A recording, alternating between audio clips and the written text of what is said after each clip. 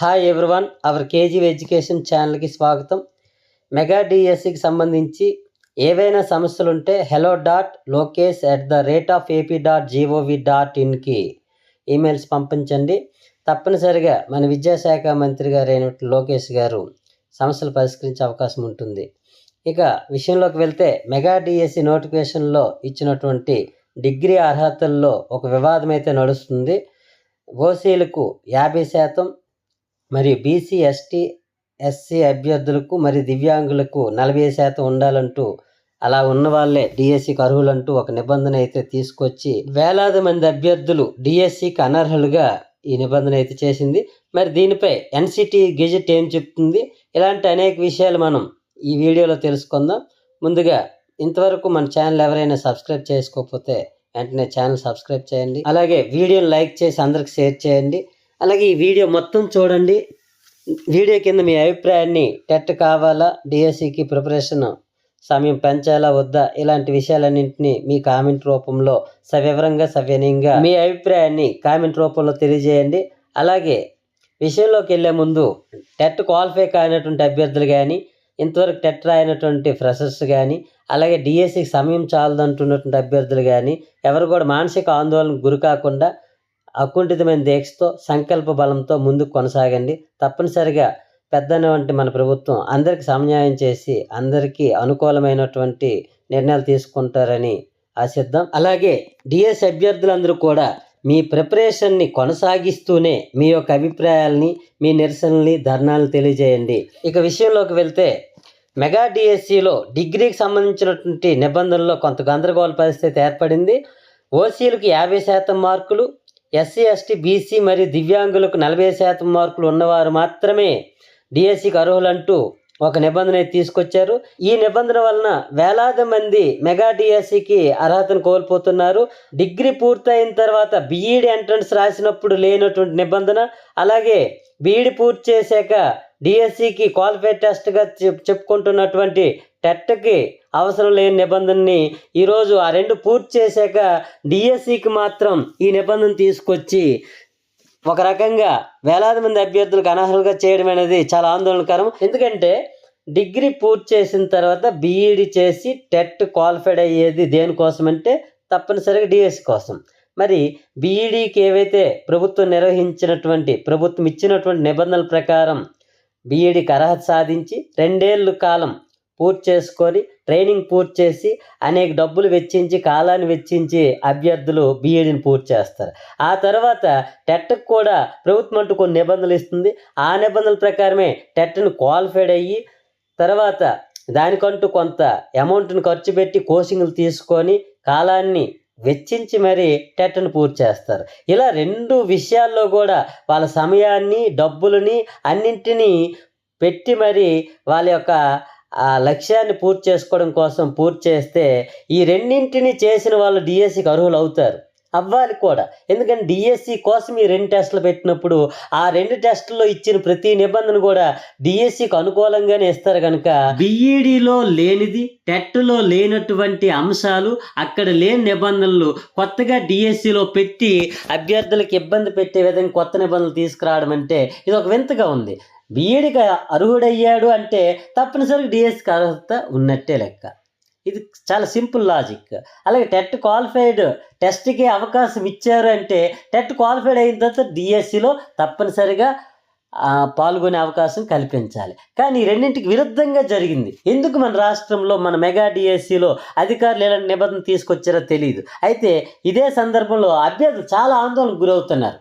మేము ఇన్ని సంవత్సరాల పాటు కాలాన్ని వెచ్చించి, డబ్బులను పెట్టి, ఆశతో మేము డిఎస్సి కోసం ముందుకు వస్తుంటే ప్రభుత్వం ఇచ్చే నిబంధనల ప్రకారమే బీఈడిని పూర్తి చేసి టెట్లో క్వాలిఫైడ్ అయ్యొచ్చి డిఎస్సి కోసం ఎదురు చూస్తుంటే, కొత్త నిబంధనలతో మెగా డిఎస్సికి 16,347 పోస్టులతో వస్తున్నటువంటి మెగా డిఎస్సిలో అవకాశం లేకుండా నిబంధనలు తేవడం అనేది చాలా దారుణమైన విషయమని, ఇది చాలా మాకు ఆందోళన కలిగిస్తుందని వేలాది మంది అభ్యర్థులు ఎవరైతే మెగా డిఎస్సిలో ఈ విధమైనటువంటి నిబంధనతో అర్హతను కోల్పోతున్నారో వాళ్ళందరూ కూడా చాలా చాలా ఆందోళన పరిస్థితిలో ఉన్నారు. మరి దీనికి తప్పనిసరి ప్రభుత్వం అనేది వెంటనే స్పందించి వాళ్ళకి న్యాయమే చేయాలి. అయితే తెలంగాణలో ప్రస్తుత ప్రభుత్వం గత ప్రభుత్వం ఇచ్చినటువంటి జీవోని ఎన్సిటి గెజెట్ ప్రకారం అయితే సవరణలు చేస్తూ ఉత్తర్వులు ఇచ్చారు.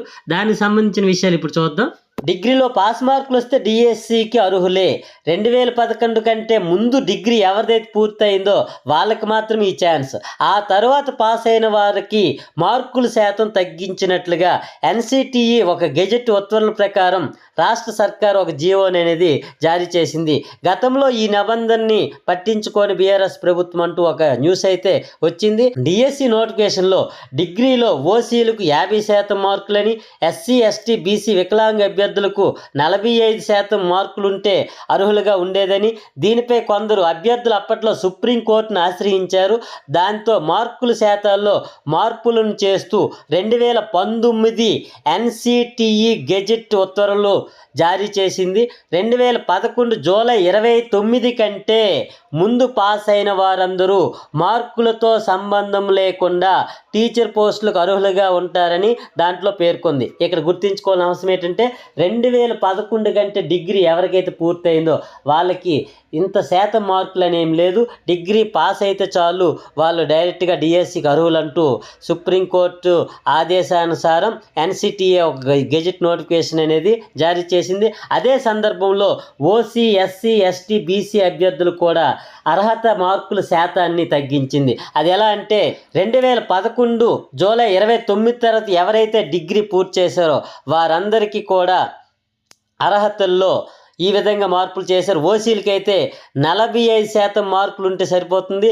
అలాగే ఎస్సీ ఎస్టీ బీసీ ఇతరులకైతే 40% మార్కులు ఉంటే డిగ్రీలో సరిపోతుందని ఉత్తర్వుల్లో స్పష్టత ఇచ్చింది.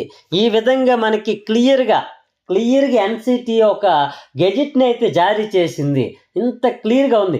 ఎన్సిటి నిబంధనలు అనేది దేశంలో అన్ని రాష్ట్రాలకు వర్తిస్తాయి, ఏ రాష్ట్రానికి వర్తించమని ఉండదు. పక్కన తెలంగాణ రాష్ట్రానికి ఎన్సిటి నిబంధనలు వర్తించి మనకు వర్తించకపోవడం అంటూ ఉండదు. ఎందుకంటే ఎన్సిటి యొక్క మార్గదర్శకాలనే అందరం కూడా ఈ టీచర్ ఎడ్యుకేషన్లో అయితే ఫాలో అవుతుంటాం. కనుక ఎన్సిటి ఇచ్చినటువంటి clear cut analysis, clear cut వివరణ ఇది.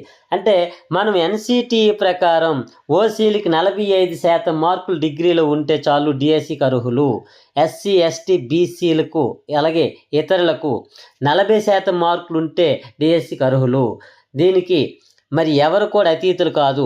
మరి ఇలాంటి నిబంధనలు ఉన్నప్పటికీ కూడా మన ప్రభుత్వం జారీ చేసిన మెగా డిఎస్సిలో ఎందుకు ఇలా ఓసీలకి 50% మార్కులని, ఎస్సీ ఎస్టీ బీసీ మరి ఇతరులకి 40% మార్కులు ఉండాలని, అలాంటి వారే డిఎస్సికి అర్హులంటూ ఇలాంటి ఒక గందరగోళ పరిస్థితులకు సంబంధించిన ఒక నిబంధన తీసుకురావడం, వేలాది మంది అభ్యర్థులు మెగా డిఎస్సిల అర్హతను కోల్పోవడానికి కారణమవ్వడం, మరి వాళ్ళందరూ కూడా రోడ్డు మీదకి వచ్చి ధర్నాలు చేసే పరిస్థితి తీసుకురావడం, ఇవన్నీ కూడా ఎందుకు ఇలా జరుగుతున్నాయి అన్నది ప్రభుత్వం పరిశీలించి వెంటనే అందరికి న్యాయం చేయాలి.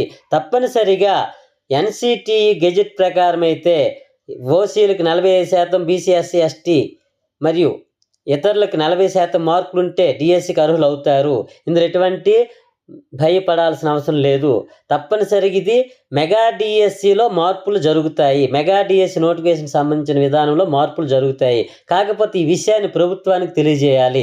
ప్రభుత్వానికి తెలియజేసే మార్గాలు సవివరంగా సవినయంగా ధర్మబద్ధంగా నిరసన తెలియజేస్తూ ఈమెయిల్స్ ద్వారా పోరాటం చేస్తే తప్పనిసరిగా మనకి న్యాయం జరుగుతుంది. ఈ విధంగా ఎవరైతే అర్హతల్లో నష్టపోతున్నారో అలాంటి అభ్యర్థులందరూ కూడా ప్రభుత్వం దృష్టికి మీ సమస్యని ఈమెయిల్స్ ద్వారా ప్రాథమికంగా తెలియజేయండి. అలాగే తర్వాత వినతి పత్రాల ద్వారా కూడా నిరసనలు తెలియజేయండి. తప్పనిసరిగా ఎన్సిటి గెజెట్ ప్రకారం మీకు న్యాయం జరుగుతుంది. అలాగే ఎవరైతే టెట్ కావాలంటూ పోరాడుతున్నారో, ఇంతవరకు టెట్ రాయనటువంటి అభ్యర్థులు ఎవరైతే ఫ్రెషర్స్ ఉన్నారో మాకు తప్పనిసరిగా న్యాయబద్ధంగా ఎన్సిటి నిబంధనల ప్రకారం మాకు సంవత్సరానికి 2 సార్లు టెట్ పెట్టి ఈ మెగా డిఎస్సిలో అవకాశం కల్పించండి అంటూ పోరాడుతున్నారో, మీరు మీ యొక్క పోరాటాలని నిరసనల్ని వేగవంతం చేయండి, ధర్మబద్ధంగా చేయండి, సవివరంగా సవినయంగా చట్టబద్ధంగానే నిరసనలు తెలియజేయండి. ఎవరు ఆందోళన చెందవద్దు, ఎవరిని ఎవరు కించపరచొద్దు, ఎవరితోనూ కూడా విభేదించి ఏ పనులు చేయొద్దు. పెద్దన పాత్రలో ఉన్నటువంటి ప్రభుత్వం తప్పనిసరిగా మనకి న్యాయం చేస్తుంది. మన సమస్యల్ని ప్రభుత్వం దృష్టికి తీసుకెళ్ళడం ఒక్కటే ఉత్తమమైన మార్గం. అది తీసుకెళ్లే మార్గాలు అనేకం. ఈమెయిల్స్ ద్వారా మెసేజ్లు పెట్టడం, అలాగే సోషల్ మీడియాలో ఇలాంటి వీడియోల కింద లైక్స్ చేసి కామెంట్లు చేసి మీ అభిప్రాయాన్ని వ్యక్తపరచడం అన్నింటికన్నా ఉత్తమమైనది. తప్పనిసరిగా బయటికి వచ్చి అభ్యర్థులు అందరూ కూడా కలిసి ఏకకంఠంతో సీఎం గారిని కానీ, ఉప ముఖ్యమంత్రి గారిని కానీ, అలాగే మన విద్యాశాఖ మంత్రి గారిని కానీ కలిసి మీ అభ్యర్థనలను, మీ సమస్యలను విన్నవించుకుంటే తప్పనిసరిగా అన్నింటినీ ఆలోచించి పరిష్కరిస్తారు. మరి ఈ వీడియో మీకు నచ్చినట్లయితే తప్పనిసరిగా లైక్ చేయండి, అందరికీ షేర్ చేయండి, అలాగే మన ఛానల్ సబ్స్క్రైబ్ చేయండి, అలాగే మీ కామెంట్ చేయడం మర్చిపోవద్దు. అలాగే మీ యొక్క ధర్మబద్ధమైన పోరాటాన్ని ఒక చట్టబద్ధంగానే చేయండి. అందరికీ మంచి జరగాలని మరొకసారి మన కేజీ ఎడ్యుకేషన్ ఛానల్ ద్వారా కోరుకుంటూ, ఓకే, అందరికీ థ్యాంక్ యూ.